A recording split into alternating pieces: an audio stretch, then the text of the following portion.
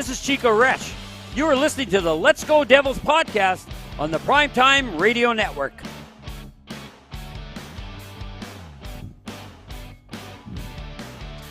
Happy Devils Monday. Welcome to Game Day Live, presented by the Let's Go Devils Podcast Network and the Primetime Radio Studios. My name is Vinnie, Parise here with Shorts Guy as we get you ready for postseason New Jersey Devils hockey as they take on the New York Rangers in Round 1, Game 4, Best of 7. Thank you to everybody watching on YouTube Live, Facebook Live, Twitter Live, and Twitch.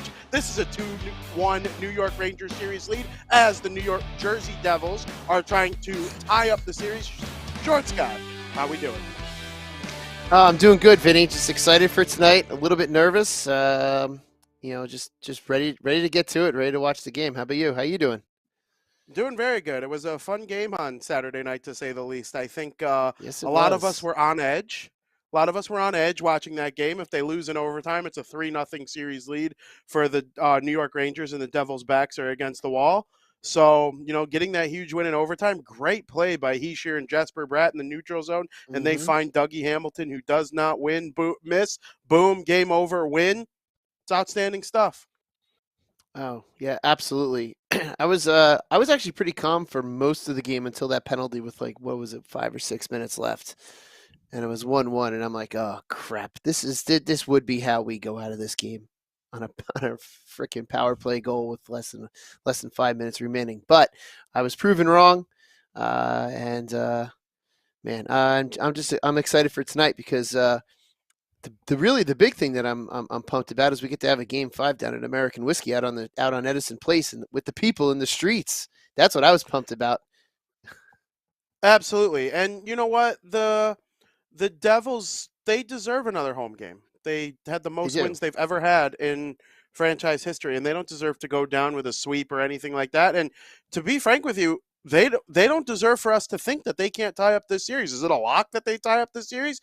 Absolutely not. But I'm one of those people who's like, hey, if you go out there and have a really good game today, you have a winning record against the Rangers this year, playoffs and regular season combined. You are, I believe it's 4-2-1 against the Rangers so far this season in regular season playoffs combined. You could go out there and get a big win tonight and tie up the series. We've seen a lot of teams that were up 2-1 in the playoffs so far take a 3-1 series lead. Only a couple teams have tied it up. The Edmonton Oilers tied it up, and the rest of them were pretty much all the other team going up 3-1. I know the Toronto Maple Leafs will be looking to go up 3-1 tonight. The Tampa Bay Lightning are going to try and keep that from happening, and the Devils are in the same boat. So, the Dallas Stars tied up a series at 2. They're 2-2 also. Yep. So there's hope. There's lots of different series have gone lots of different ways. This is a rivalry type series. And, one thing the Devils had, and that's kind of where I wanted to start off with in terms of the actual game tonight, they have the rookie goalie. And he steps in Game 3, and you're a goaltender yourself. You know how that can kind of change the mojo of a team. Akira Schmid gets his second straight start in his first ever postseason. What do you think? I think it's great. I know everyone was making a big deal about it pregame and this and that. Oh, Devils starting a rookie goalie. I know he's a rookie goalie, but I have so much confidence in him from what he's done over the season. His body of work has been phenomenal. He's been almost unshakable with only, I think, that Colorado game was the only game that he really had a dud and he got yanked. But other than that, he's gone into some pretty high-pressure situations, coming in cold off the bench, and has won the Devils games. So the Devils know that they have a chance to win with him in net, and he showed this cool, calm, collective demeanor at MSG on Saturday night, and I have no doubt that he's just going to keep doing the same tonight. And I have full confidence in him being in our net tonight. So far in the postseason, Jack Hughes has kind of lived up to what he's been doing so far throughout the season. He's got a couple points, scored some goals. I don't think he's necessarily been that unstoppable force that he was in the regular season. It's hard to be that in the playoffs for anybody. But we've seen Nico Hischier make good plays. Jesper Bratt made a really nice play for the game winner. Doug Hamilton he's been really bad defensively at times, and he's been really good offensively at times. 2 points in the most recent game. But outside of the Stars, even including Timo Meier, who's been throwing the body around throughout the playoffs, who else are you looking at in this Game 4? We've seen Haula score a goal, but we can use more of his playoff experience. Andre Palat comes to mind. Where are you at on that? Yeah, I mean, aside from who you've mentioned, I would love to see Tatar and Mercer start popping something home because they were really good forces throughout the season. You know, Mercer, we know that he had what 20 mid 20s in goals. I can't remember offhand. And then Tomas Tatar was popping goals into throughout the season as well. So I think getting that third line depth scoring, and even you can if you want to throw in a Boquist in there who can be a difference maker in a game. So I think those three names, as far as offensively, to me, have to step it up and to start producing. And we got to get back to our depth scoring, which is what served us well all throughout the season. When our stars weren't able to score every single night, like you know, they're not expected to score every single night as much as we would like it. You know, they're human. They're going to have off games, and that's when you have that third and fourth line scoring come in. And that really would be my key to at least the offense tonight. Would be great. Absolutely, and one of the key factors in this series so far has been penalties. The Devils took a lot of penalties in Oh the first couple gosh, games. The too Rangers have been many. scoring too many, and the Rangers have been scoring some power play goals in the first two games at the Rock. But at MSG on Saturday, the Devils took 5 penalties, 5 for 5 on the penalty kill. That's huge. That's important. That kind of won the Devils the game. It really did, but I still think we're tempting fate there by taking 5 penalties in that game, and at least two of them, if not three, were offensive zone penalties, and those are the worst penalties. Those are the penalties you should never take, is the offensive zone penalties. So they really have to get rid of those. They really got to stop taking penalties overall, and giving the Rangers so many chances, because we saw that in the first two games. Chris Kreider was just marking up untouched and able to almost score at will on the power play for the Rangers, which was upsetting. It's like, you see he's at the back post, someone mark him up, but no one seemed to want to do that. Until game three, he only had the one goal. It was a good goal. I'll give him that. You know, beating Schmid like he did, but yeah, we have to stay out of that box, and we got to especially stop those offensive zone penalties. They're atrocious that you should never do. Yeah, and you touch on Kreider. He's got 5 goals. He's the first New It's York Rangers crazy. player, first New York Rangers player to ever reach 5 goals in the first 4 games of a playoff series. It's a 100-year-old franchise. The Devils are, and he's now the Rangers' all-time leading playoff goal scorer, which is just absolutely banana lands to think about. He was a rookie in that Hmm. 2012 series against the Devils. Um, I am starting to hate this guy. But like, he can't score every game, right? Like, and you can't just focus on Would him because hope. you still have Patrick Kane and Mika Zibanejad and Artemi Panarin. Like, that's one of Yeah, those things. Like, you just got to keep playing your game, and like, you got to think the shooting percentage comes down just a tad. yeah, and I think the Devils finally played their game on Saturday night, which is why you saw that they only gave up one goal against, and that's really what you want to see. It's the first two games, you just kind of got to put them behind you and say, all right, well, it's especially tonight. If we win tonight, it's a new series. It's even up. It turns into a best of three at this point, if we can win tonight, and that's really what I'm hoping we do. And then everything goes out the window when it comes to games 5, 6, and 7. But the first thing we got to do is focus on tonight, get this win tonight, and move forward from there. Absolutely. And so you come into this game, it's 2-1 Rangers. The Devils, you would think, have the momentum on their side after a 2-1 victory in Game 3. But can momentum carry over from series to series, or do the Devils have to kind of establish it once again? 2 out of 3 games they were on the penalty kill or on the power play, excuse me, within the first couple minutes of the contest.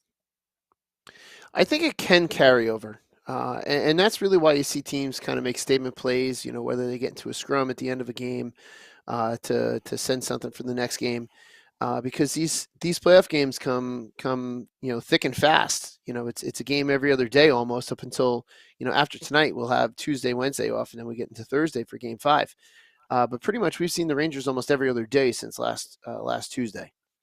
So it can carry over, but every day is a new day too, and the Devils have to go into this game and just go with that same winning attitude that they had in Saturday's game.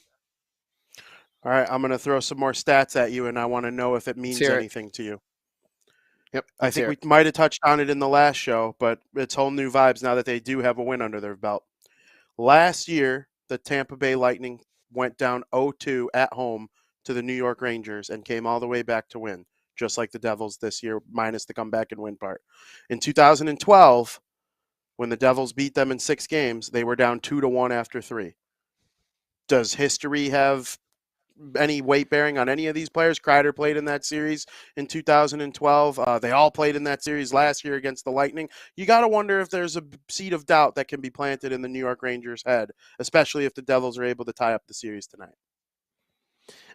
I think there can be, and history can repeat itself. I mean, a prime example is look what Toronto's done over the last how many years. They've gone up 2-1 in I think 4 different series and wind up losing the series. So that seeded out can be there for the Rangers. But the history of also, like you said, in 2012 being down 2-1 after 3 games, it's like, okay, well, guess what? This team has done this before. I know it was a different team back then, but this team has done it before, and it's not an insurmountable deficit being down 2-1, and it's the Stanley Cup playoffs. Really, anything can happen to any team at any point. Even a team that's up 3-0 can wind up losing a series in 7. So anything's possible. What about you?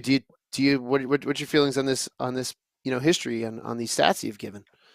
I think last year, yeah, it would kind of bug me if I was a New York Rangers fan that you're potentially, you went up 2-0 again at home or on the road, and now people are talking about it again.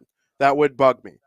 Mm-hmm. I do think the 2012 stuff's irrelevant because outside of Zach Parise, Chris Kreider, Adam Henrique, is anybody from that series even in the league, let alone on either of these two teams? I honestly, it might be Parise, Kreider, and who did I just Trying to say? think Right? of my head. You said Yeah, Parise, Kreider, and Parise, Kreider, and Henrique. Henrique. Yeah, Oh man. I mean, most of those guys on both teams are gone. Oh, Ryan McDonough. Ryan Mm-hmm. McDonough's still in the NHL. It's crazy. It's honestly crazy. And so that's so long ago that I don't think that has anything to do with it. But what went on in the playoffs last year, and the Rangers came back from a 3-1 series last year, too. So they know what it's like to be on the other side of it, the Mm-hmm. team coming back. So I don't know. The Devils have no experience. They showed the playoff overtime goals that, each roster has. And Eric Holla and Andre Palat are the only Devils that ever That's had a about playoff it. goal Yeah. yesterday. And then Hamilton became a third player. The Rangers had like 7 guys who had scored a playoff overtime goal, and Patrick Kane led the pack with 5 OT GWGs in his career. So, that kind of experience, Mm-hmm. it does play in. You don't, every year I think to myself, like, is this experience thing, is that BS when I'm making my bracket? And then you watch some of the games and it's like, yeah, it's weird, but it really, really might be. And the ice gets smaller. And even though it doesn't literally get smaller, I don't know. I'm kind of on the fence that it might make an impact. If the Devils win this game, the Rangers are going to be doubting themselves a little bit. Yeah, and I think what the Devils have on their side is the way that they've been the comeback kings all season, in multiple games, and I've forgotten the number at this point. I think it's in the 20s where they've come back to win a game after having a deficit. So that there's a lot to do, I think, with that most recent history that the Devils should be really, they should really be leaning on as far as this series is concerned and what they have to do with what's left in this series, and coming back to to eventually beat the Rangers, which is what we all want. And then also looking at the Devils. What the one thing that makes me a little bit nervous is how good we were on the road and how poor we were at home at times this season. So for being away at MSG tonight with our road record from the season, my thought process is, okay, well, we can come in, we can win tonight, and we can win in a potential game 6 because we've just been that good on the road.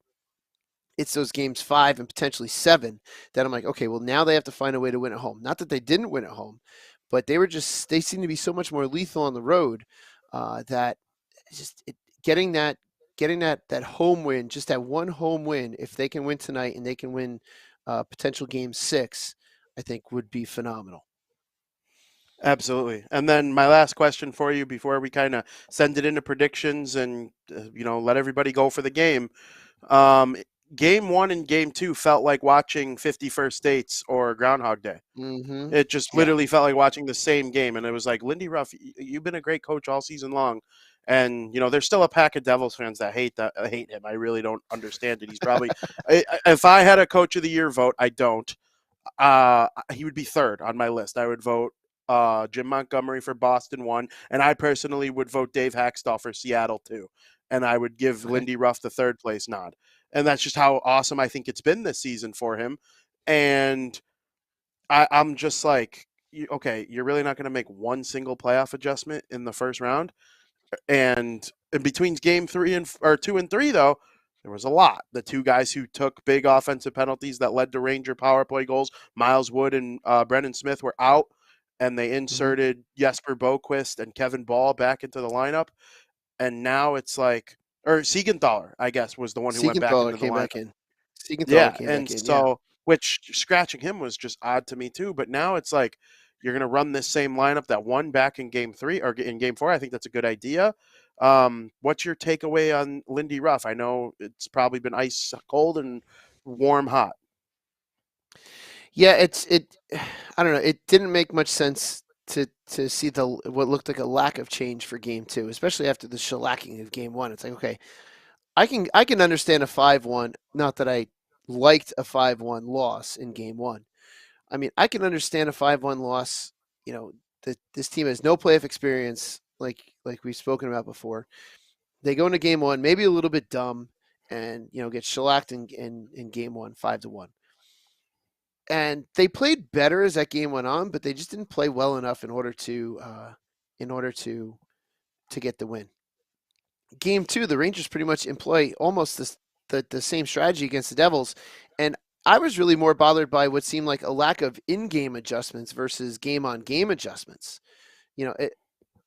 With knowing what the Rangers did in game 1 and in game 2, it's a very similar situation. Even though we went up 1 goal early.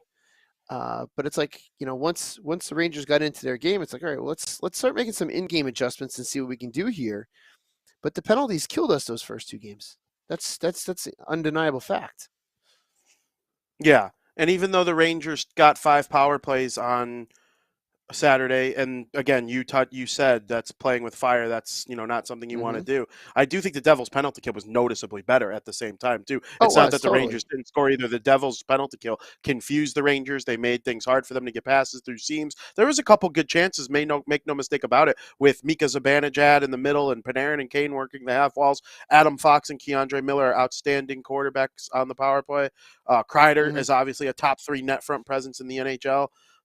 Those things are going to take care of their business, but it was nice to see them get through that. One thing I do want to know from you on a personal standpoint, do you do anything superstitious as a fan during the postseason? Probably I would have years ago, 2012, but it's been so long at this point that I considered wearing the same exact clothes today that I did on Saturday, but I'm just going to go with a whole different right now, no. Not at all. If we go deeper into the playoffs and I notice something works, yeah. I think back in like 2012 and like years prior to that, I would wear the exact same thing to the game, every single game. And I just saw what Sam put into our group chat. He says he's 0-2 when he attends games. I am currently 0-2 for this playoff series, so I may need to sit out game 5 along with Sam and just watch from the outside. But yeah, not really. How about you? Do you have any kind of weird playoff things? A little bit. First of all, if either of you go to game 5, I will not. I'm out. I'm done doing this show. I watched the first 2 games in the exact same room, and they lost both of them. So I changed it up. I went to a restaurant for game 3, and they played much better. They won. And tonight I'm still removed from, I'm not going to a restaurant again, but I'm not in the room that I watched games 1 and 2 from. So, might have to keep changing it up a little bit depending on how that goes. It's just a personal, because if they would have won games 1 and 2, I'd be right back in the same room that I watched the first ones from. I also do a playoff beard, but I do a playoff beard a lot of years, not every year, but I'll shave right before the playoffs, and I'll shave whenever the team I picked in my bracket wins the Stanley Cup or loses. I have only ever taken it all the way to the end of the Stanley Cup final once in my entire life. I picked the Pittsburgh Penguins to win the Stanley Cup in the second year, the back-to-back year. I thought they would repeat, and they did. And that's the deepest I've ever taken a playoff beard. I was a Penguins fan for 3 months. but I picked the Devils to win the Stanley Cup in my bracket because I'm not picking them, and when they're this good, even though it's completely biased, I fully recognize Oh, that. But absolutely. yes, I shaved the day of the first postseason game in the morning, and I have yet to shave since. And it might not look noticeable, but for only being 3 games, it's actually kind of a lot. No, If you the got something. Devils, You got something there. if it gets to Game 7, it'll be a full blown beard, and if they start round 2 against likely the Carolina Hurricanes, I think it'll be a good one. So hopefully we get to that.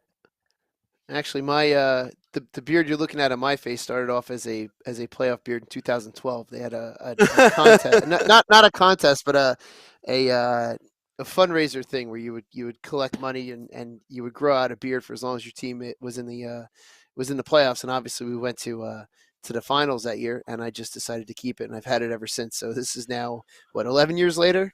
This is now the 11-year anniversary of this beard. So it's been around for a little while. Absolutely. And right now, I would like everybody to put in the chat on YouTube their predictions for tonight's game. I see we got a couple in there already. Waiting for the prediction from the great Sam Wu as well in our little chat here. Shorts guy, I will give you the honor of being the first person to predict what is going to happen in tonight's game at Madison Square Garden between the New Jersey Devils and New York Rangers. All right, tonight, Devils game. I am going to say 4-2 Devils victory with an empty net goal that they score at the very end. I'm assuming it's going to be another tight game like it was on Saturday, but I'm going to say 4-2 Devils victory. There you go. There you go. Steve Engel says 3-2 type of game. Someone said, wow, minus 160. Does that mean the Devils are favored in this game? If the Devils are favored in this game, I'll be actually pretty excited to hear that. I can't really understand why they would be the favorite, but we'll see. 3-2 Devils, says Select a Boy. Max says 4-2 Devils. Matthias 5-0 Devils. Ooh, I would love that, Shorts guy. If they have a multi-goal lead after the second period and I could just breathe a little bit, that would just feel radical. That would be radical. Daryl says 3-1 Devils. Dave Singer says 5-2 Devils. Dave Singer also threw in 3-0 Devils after the first period. I think I would cry. Legitimately, probably a tear in my eye if that were the case. That would be great. Got a couple, waiting for a couple other. Oh, Ramona Rice, 3-2 Devils. Max, 4-2 Devils. 4-2 Devils from Steve. Oh, that's probably people just putting it again after I said so. Eric says 3-1 Devils. Josh, 3-2 Devils. Daryl, 3-1 Devils. Ronaldo, 4-2 Devils. Yeah, I mean, we got a lot of people picking the Devils. I haven't seen anybody pick the Rangers. There have been people picking the Rangers in every single one we've done so far. Haven't seen a Rangers one. And guess what? I'm not going to read anybody that picks the Rangers either. The Rangers are minus 160. The Devils are the underdog. Yeah. Okay. I was going to say, I'm just looking at. I'm looking on FanDuel now. The Devils are plus 140 and the Rangers are minus 170 on FanDuel. So the Devils are certainly the underdogs, which is fine. Yeah. I'll take it. I mean, coming off a win on the road, I would expect them to be the underdog in this game. So hopefully they are able to come up with that. My prediction is that the Devils are going to narrowly win this game by a final score of 4-3. I think each goalie gives up a couple. I would love to see it be like 5-3 with like an empty netter. That means you had a lead late and the Rangers might have controlled play a little bit, and then you got possession and loaded one into the empty net. That's what I would like to see. I want like a complete playoff-style game from the Devils. That would be great. So hopefully they're able to do something along those lines. Before we get out of here, is there anything else you want to say about the Devils heading into Game 4 here? Not much more they have to say, but I do want to plug something. If anyone wants to watch anything entertaining, around at 8 o'clock, starting at 8 o'clock, Hockey on Tap is going to go live, and it's going to wind up being all four of us on tonight. At least to my knowledge, is all four of us on. But you've got myself and Billy Dean watching Devils Rangers live while we're trying to podcast, and Schwim watching the Lightning live while we're trying to podcast. So if you want to watch three guys collectively lose their minds while watching their teams playing the Stanley Cup playoffs, with two of those guys who hate each other temporarily, I would tune in. It's going to be a damn entertaining hour. It should be an entertaining hour. And that would be my plug. And then there's going to be little Steve who's just going to be watching the three of us idiots lose our minds while his Pittsburgh Who's his team? Penguins are playing golf. Pittsburgh. Oh, yeah. That's tough. I mean, I still would sign up to be him because you won the Stanley Cup 3 times in the last 15 years. Mm-hmm. And the Devils haven't won since 03. The Rangers haven't won since 94. Oh, no, I would probably want to be the Lightning guy, too. That sounds fun. Well, I don't know. At every position. I don't know. I was with Schwinn for the first time while we watched the playoff game, and he was just miserable. He was miserable. Really? And it was hysterical. So it'll be if you really want to, if you want something entertaining, tune in for at least 15 minutes because I'm sure there's going to be something that goes on and someone's going to lose their you know what. And we do tend to curse on Hockey on Tap, so you're probably going to see someone get up in disgust and throw their headsets down, and it's going to be entertaining. Let's just say that. Yeah, absolutely. Go Devils, go Leafs. Who else is playing tonight? Devils, Rangers, Leafs, Tampa. It should be Colorado, Seattle. Go Colorado, Kraken. Seattle. Yep. Vegas and Winnipeg. Go Jets. Vegas, Winnipeg. Yeah. I want to watch the the start Jets of that. or Vegas. I'm rooting for the Jets. I want to see the start of that game because that should be game 4. So they should have the whiteout. Plus, they should have the massive street party outside, which would be great to see. Isn't that cool? I love it. I tweet cool. about it every game. Every game I tweet about it. I love it. Yeah. I want to go to Winnipeg, even though I know there's nothing else there for me to do once the game's over. I really wish the Devils would do something like that to where they had the game on outside for the people that don't have tickets, like Sam and I for Thursday night. So we can watch the game outside and just be around Devils fans and just, it would be great for American whiskey, if the Devils fans were out there and be able to watch from the street there or even Championship Plaza. I don't know why the Devils don't do stuff like that. It's just it would be so much fun if they did that. Yeah, Championship Plaza is probably big enough to hold something like that too, isn't it? Mm-hmm. Absolutely. I would say it's definitely big enough to hold something like that. Well, as Sam pointed out to us, he thinks the networks won't allow it, which makes sense. I mean, for the first round, at least, because MSG controls things in the first round. But beyond the first round, it's on the same other networks that all the other all the other markets are on. Yeah.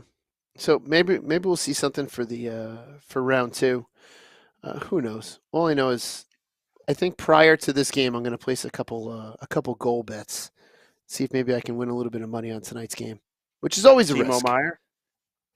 That would be great. I'm looking at the odds right now for the different I would players. love to Speaking of, he kind of has to step up and score for sure. I would love to see him to put a couple goals home. He's been playing big, trying to hit, and I know a lot of Ranger fans were complaining on the radio this morning about him going into Shesterkin. I'm still shocked Shesterkin got that penalty because I said this last night on Let's Go Devils. I don't as much as I hate the Rangers, as far as speaking from the goaltenders union, you should be allowed to punch any player as a goaltender. You should be allowed to punch any player that comes into you like that. The cross check right away, that should have been a penalty. But as far as the goalie's concerned, you should be able to haul off on anyone that falls into you like that. I agree because you're also you're not expecting it when you're the goalie. You're only focused on the puck. You're not looking at the defenders and whatnot. So I'm with you on that. I do think Meier was probably pushed a little bit, but yeah, if you're a goalie, if it was on the other side and Kevin Ball pushed Tarasenko into Schmid, I'd want Schmid to bury him in the face, even if it wasn't Tarasenko's fault. So I'm totally with you on that. I'm also with you on Meier. That's what I'll end on. I think Timo Meier has been a great Devil. He scored 9 goals since the trade deadline to get up to 40. That's a lot. Scoring 9 goals. He scored more goals with the Devils than Bo Horvat did with the Islanders, and Bo Horvat was with the Islanders like an extra month and a half. So, Timo Meier has been a great Devil. Yeah, and he's been a great Devil. He's a truck. He makes things difficult for the opposition. But Timo Meyer also is supposed to come with some offense, so hopefully they get that from him tonight. I can't thank everybody enough for tuning into today's show. It's been a great pregame show. Make sure you tune into Hockey on Tap, 8 p.m. Eastern Time, and join It's Shorts going to be Guy. entertaining. Yeah. Make sure you join all those guys and watch each and every one of them be miserable, except for one of them's going to not be miserable, either Shorts Guy or, I'm sorry, what's the Rangers fan's name? Billy Dean? Billy Dean. Yeah, we want him to be miserable. Horrible night for Billy Dean coming up. Thank you to everybody watching on YouTube, Twitter, Facebook, wherever you can listen to your podcast. It'll be up on Spotify and Apple in just a couple minutes. And as always, playoff edition, let's go Devils.